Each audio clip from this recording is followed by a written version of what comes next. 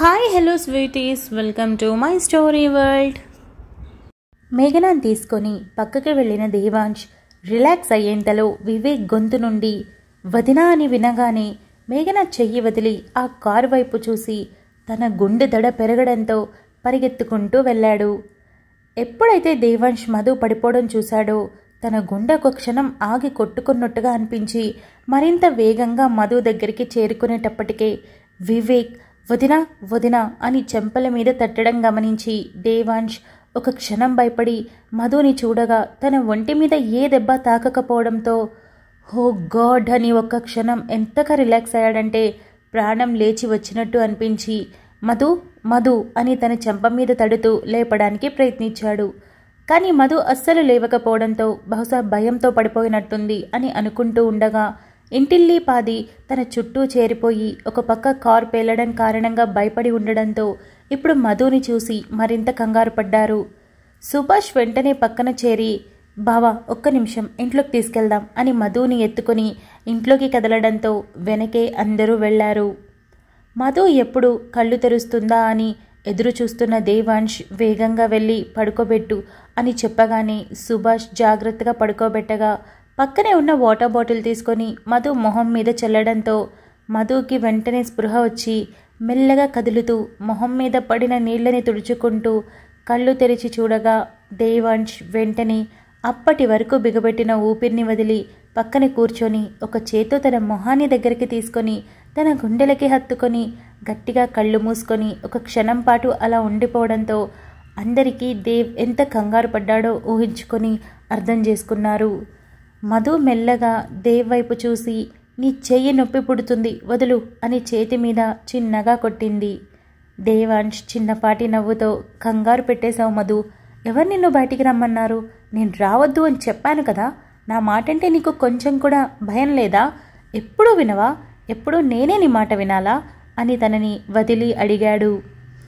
పోతే ఇద్దరం కలిసిపోదాంలే అని దేవ్ వైపు చూసి అంతే కదా అని మధు తన పైటంచుతో మొహం తుడుచుకుంటూ చెప్పింది. దేవాంశ్కి ఇంకేం మాట్లాడాలో అర్థం కాకపోవడంతో మిగిలిన అందరూ దేవాంశ్ మధు విషయంలో తీసుకున్న నిర్ణయాన్ని మరోసారి మెచ్చుకోకుండా ఉండలేకపోయారు. మధు సరిగ్గా కూర్చుంటూ వెంటనే నార్మల్ అయ్యి కారు పేలిపోయింది కదా అని తడబడడంతో వదినా ఇప్పటికీ నిద్ర లేచావా? మమ్మల్ని టెన్షన్తో చంపేశావు తెలుసా, నిన్నెవరు బయటికి వెళ్ళమన్నారు అని దీప అడిగింది.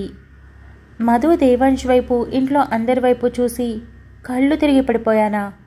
హా అనుకుంటా, భయం వేసింది, తర్వాత ఏంటో నాకు తెలియదు, కార్ బ్లాస్ట్ అయింది, అది మాత్రమే చూశాను, ఆ తర్వాత ఏం జరిగిందో గుర్తులేదు అని మధు చెప్పింది.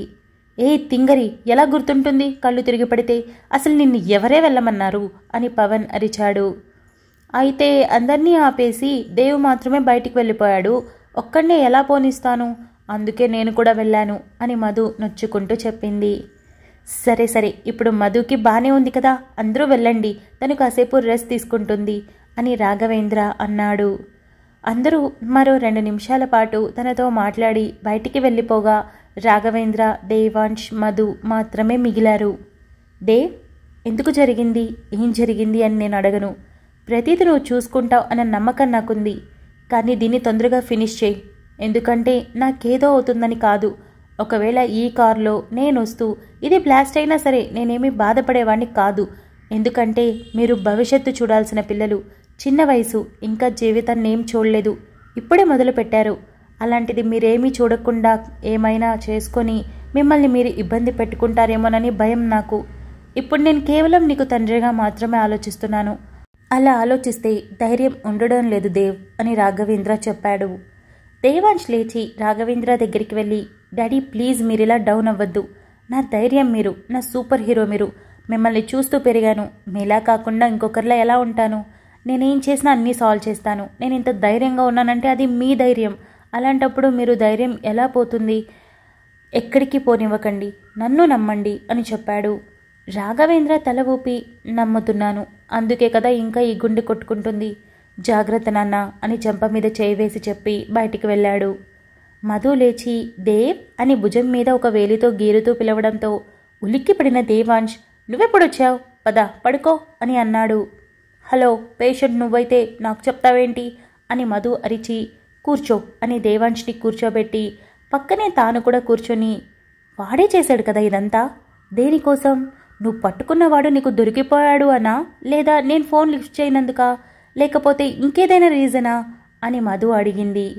దేవాంష్ మాట్లాడబోతూ ఉండగా మధు ఫోన్ మోగడంతో ఒక్క నిమిషం అని మధు వెళ్ళి ఫోన్ తీసుకోగానే రంజిత్ నెంబర్ చూసి దేవాంష్ని చూసి వాడే అని చెప్పింది. ఇటివ్వు అని దేవాంష్ అడిగాడు. మధు ఫోన్ దేవాంష్ చేతికి ఇచ్చింది.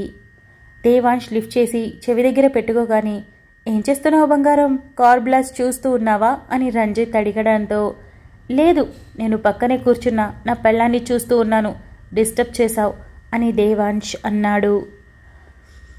ఆ మాటతో రంజిత్ ఓ నువ్వా, ఏంటి కారు పేలింది, మరి ఎలాంటి రియాక్షన్ లేదు, దాచుకొని మాట్లాడుతున్నావా? పర్వాలేదు, ఆ మాత్రం భయం ఉండాలి. ఇకపోతే పక్కన కూర్చొని చూస్తున్నా అన్నావు కదా, చూడు చూడు చూడు, ఆ తర్వాత చూడ్డానికి పక్కన ఉండదులే అని అన్నాడు. ఒకవేళ నిజంగా నీకంత దమ్ముంటే నా ఇంటికి రా, నేనే నా భార్యతో లగేజ్ బ్యాగ్ సర్దించి మరీ నీతో పంపిస్తాను, తీసుకుపో.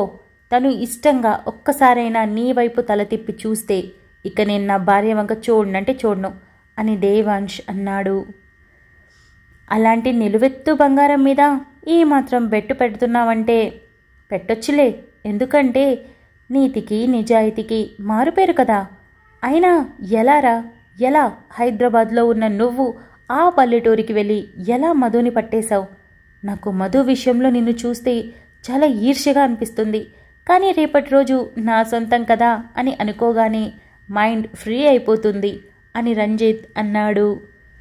ఎలాంటి నీచుడివిరా నువ్వు, ఎక్కడ మొదలైంది, ఎక్కడికొచ్చి నిలబడ్డావు?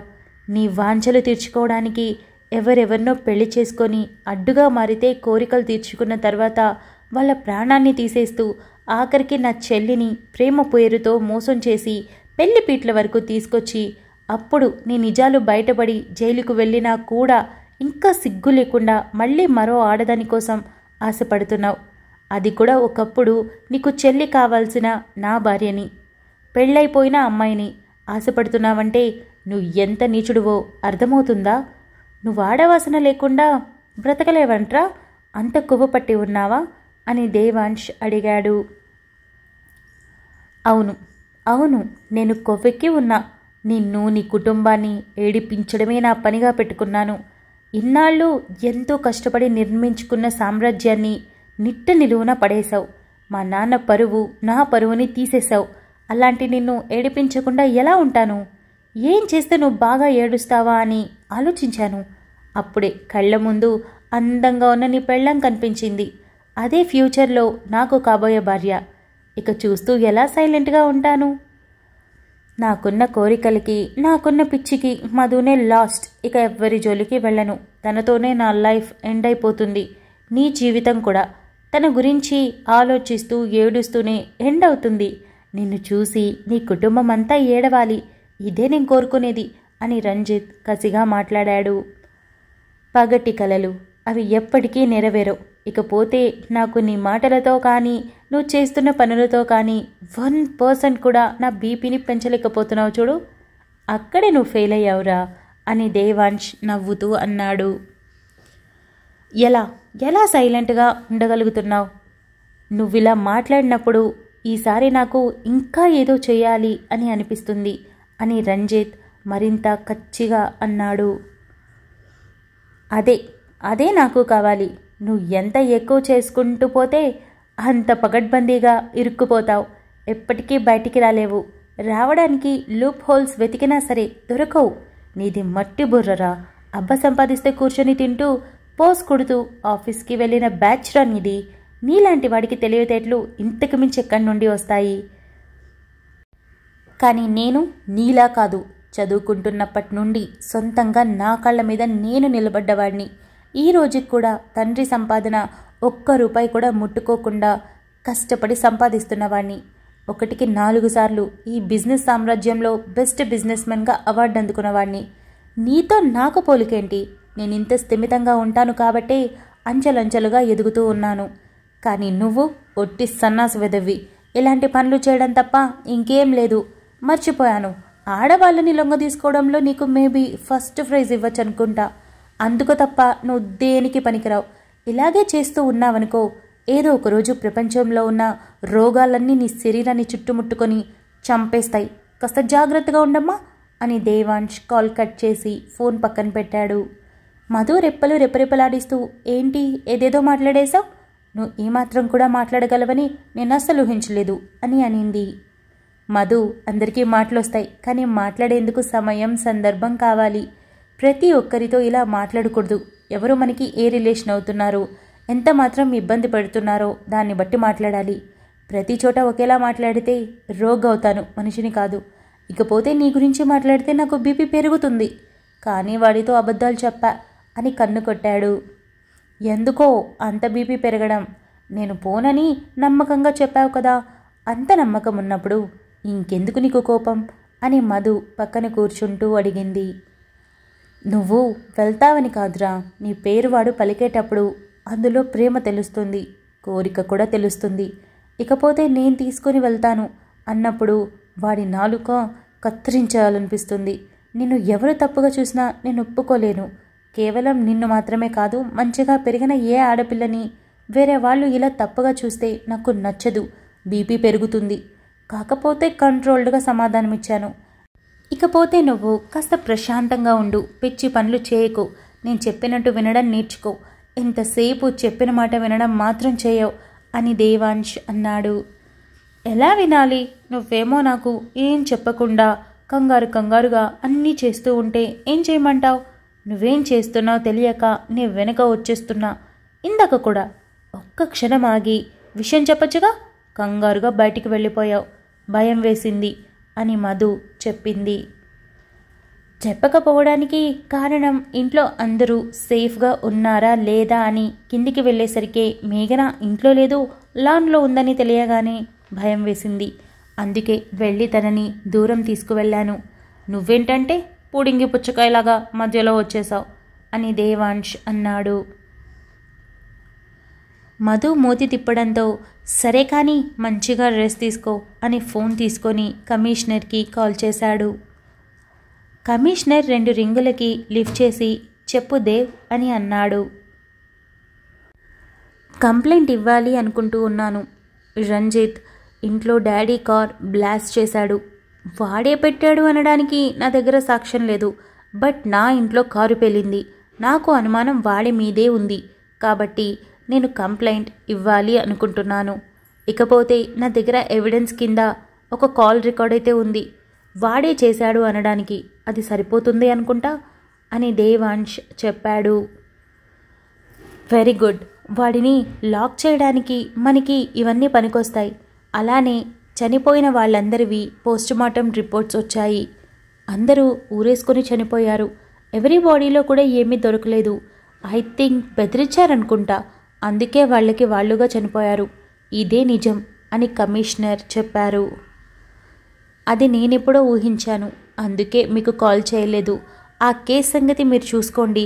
ఇది పర్సనల్గా నా కుటుంబం మీద జరిగింది. అలానే నా మీద ఒక అటాక్ కూడా జరిగింది. సో నేను కంప్లైంట్ ఇవ్వదలుచుకున్నాను. బట్ ఎవరైతే నన్ను అటాక్ చేశారో వాళ్ళ ఫ్యామిలీకి ఏం జరగకూడదు. కొంచెం ప్రొటెక్షన్ అవసరం. బికాజ్ రంజిత్కి ఈ విషయం తెలిస్తే వాళ్ళ ఫ్యామిలీని లేపించేసి ఈ విషయాన్ని కూడా కప్పెట్టేస్తాడు అని దేవాంశ్ చెప్పాడు. తప్పకుండా నేను చూసుకుంటాను, కానీ రిటర్న్గా కంప్లైంట్ అవసరం. నువ్వు ఎప్పుడొస్తావు అని కమిషనర్ అడిగాడు.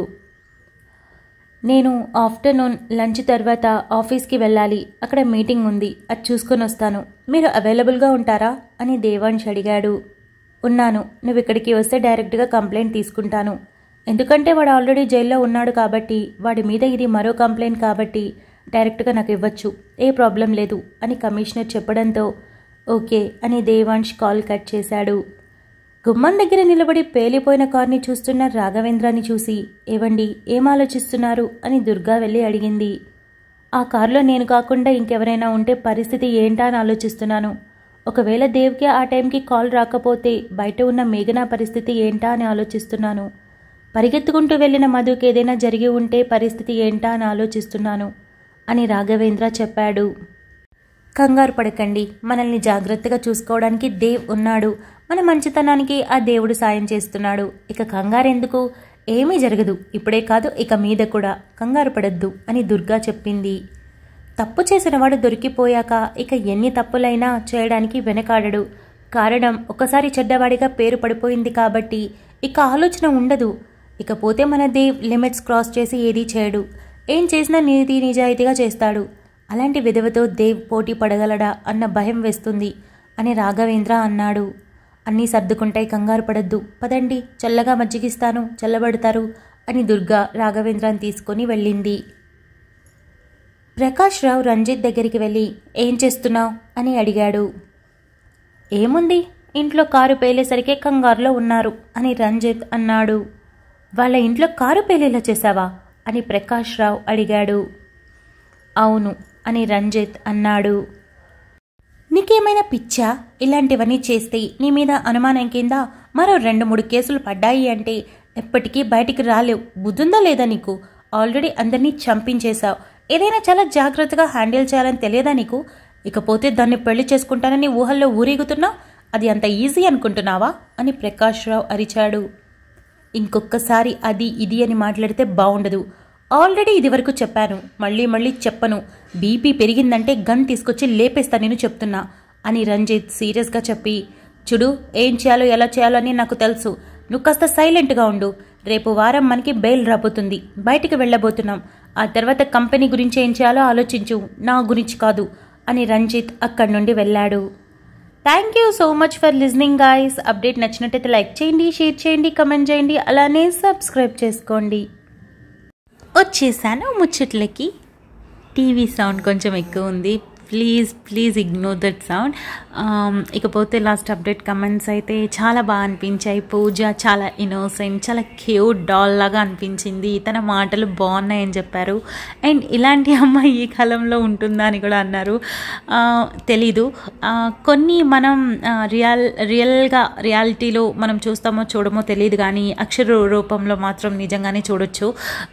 అంటే కొన్ని చదువుతున్నప్పుడు మనసుకి భలే హాయిగా అనిపిస్తుంది కదా, అలాంటి ఒక క్యారెక్టర్ పూజాది. అంటే స్టార్టింగ్ దగ్గర నుంచి ఎండింగ్ వరకు కూడా తన క్యారెక్టర్ చాలా చాలా స్మూత్ గోయింగ్గా ఉంటుంది. ఎన్ని స్ట్రగుల్స్ వచ్చినా సరే, అంటే అమాయకురాలే, అలానే ఓవర్ సెన్సిటివ్ కూడా, కానీ ఒక దాని మీద నిలబడితే దానికోసం ఎంతైనా చేస్తుంది. అలానే పోరాటం చేసేంత ధైర్యవంతురాలు కూడా కాదు, కానీ ఒక దాని మీద స్టాండ్ అయ్యి అలాగే ఉంటుంది అనమాట. అలాంటి ఒక తెలియని ఒక స్ట్రాంగ్ క్యారెక్టర్ తనది. ముందు మీరు చూస్తారు. ఇంకొకటి ఏమన్నారంటే, ఇప్పుడు స్టార్టింగ్ బాగుంటుంది, తర్వాత డిఫికల్టీస్ వస్తాయి అని అన్నారు కదా, చూద్దాం ఎలా ఉంటుందో అని అన్నారు. అఫ్కోర్స్ అప్పుడు కూడా బాగుంటుంది. ఆ కష్టాలని పూజ ఎలా ఫేస్ చేస్తుంది అన్నది కూడా బాగుంటుంది. బట్ చెప్పాను కదా, మిగతా స్టోరీస్లో నేను నెగటివిటీస్ వచ్చాయి కాబట్టి దాన్ని బట్టి ఈ స్టోరీకి కూడా వస్తాయి అంటున్నాను. మీరు స్టోరీ వైజ్గా వెళ్ళి స్టోరీని బాగా ఇన్వాల్వ్ అయితే మాత్రం స్టోరీనే తిడతారు, స్టోరీలో క్యారెక్టర్స్ని తిడతారు. కాబట్టి నేనైతే ఎదురు చూస్తున్నా ఎలాంటిది వస్తుందని. బట్ నేనైతే చాలా స్ట్రాంగ్గా డిసైడ్ అయ్యి ఈ స్టోరీ పెడుతున్నాను. Because one of my most viewed story అనమాట ఇది. 1 మిలియన్ రీడ్స్, అంటే 1.3 మిలియన్ దాటిన స్టోరీ అనమాట. ఒక రీల్ 1 మిలియన్ దాటడం అన్నది చాలా ఈజీ ఏమో, కానీ ఒక కథ 1 మిలియన్ దాటడం అన్నది చాలా చాలా హ్యూజ్ తెలుసా, చాలా కష్టం ఈ రోజుల్లో. నా స్టోరీస్ కొన్ని 5 lakhs, 6 lakhs, 7 lakhs ఇక్కడ వరకే వస్తాయి, కొన్ని 2 lakhs, 3 lakhs అంటే అక్కడ వరకు. ఈ స్టోరీ 1.3 lakh వచ్చింది. ప్రెజెంట్ రన్నింగ్ స్టోరీస్లో one of the best story అనమాట. నా దాంట్లో టాప్, అంటే ఇప్పుడు కంప్లీట్ అయినాయి కాకుండా రన్నింగ్ స్టోరీస్లో ఇదే టాప్ రేటెడ్ సీరియల్ అనమాట. సో మీకు కూడా ఫ్యూచర్లో కూడా నచ్చుతుంది, తప్పకుండా మాటిస్తున్నాను, నచ్చుతుందని నాకు నమ్మకం కూడా ఉంది. ఇక ఇప్పటి వరకు సపోర్ట్ చేసినందుకు థ్యాంక్ యూ సో మచ్. ఇక ఈ అప్డేట్ ఎలా ఉందో నాకు కమెంట్ చేసి చెప్పండి. అంతవరకు keep smiling, stay healthy, bye guys.